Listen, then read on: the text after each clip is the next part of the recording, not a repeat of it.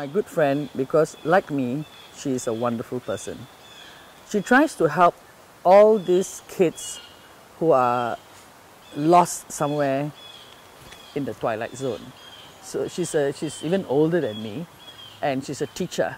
But she doesn't just want to teach, because teaching mathematics or science is simple, right?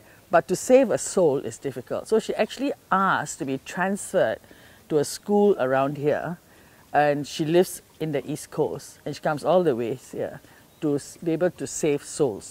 She introduced this young boy to me, and we'll call him An.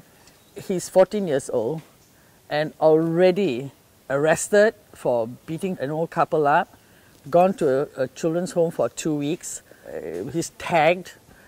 He has to do 150 hours of corrective work and he has to be on probation for almost 2 years.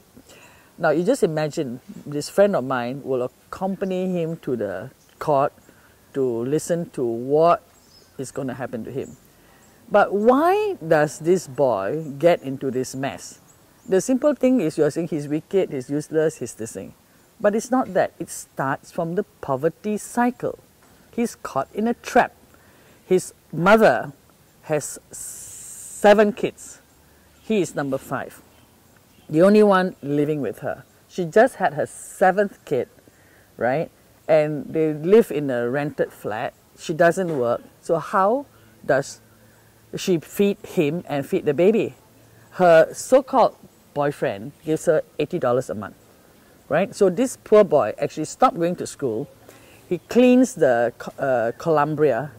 He works in the Columbia, earns $50 a day from 8 o'clock till 6 o'clock, right? So that's where my friend rescued him, brought him back to school, came to me and said, Ivy, will you give him a job? And I said, yes, I'll give him a job. And we pay a minimum of $10 an hour. But because he's 14, he can only work 7 hours. So he works on Saturday here for 7 hours and on Sunday for 7 hours, right? So of course, you know, in the beginning he had a very bad attitude, and then he went and got into himself in all these problems.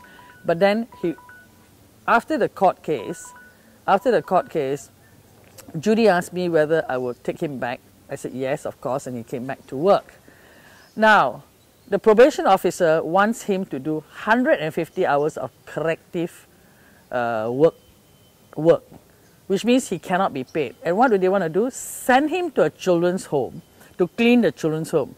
So I told him, don't do it. Ask your probation officer to call me, right? Why do you need to send this poor boy to go and help poorer people? You want him to show him that, you know, there are poorer people than you, is it? What objective does that achieve?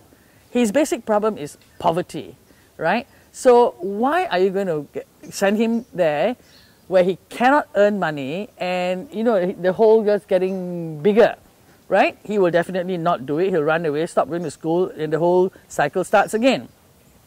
So I called the probation officer and I told her that he's not going back. He's not going to do these probation hours in this unpaid situation, and that they should consider allowing kids like that to work for people who are prepared to take them in, pay them at least $10 an hour, right?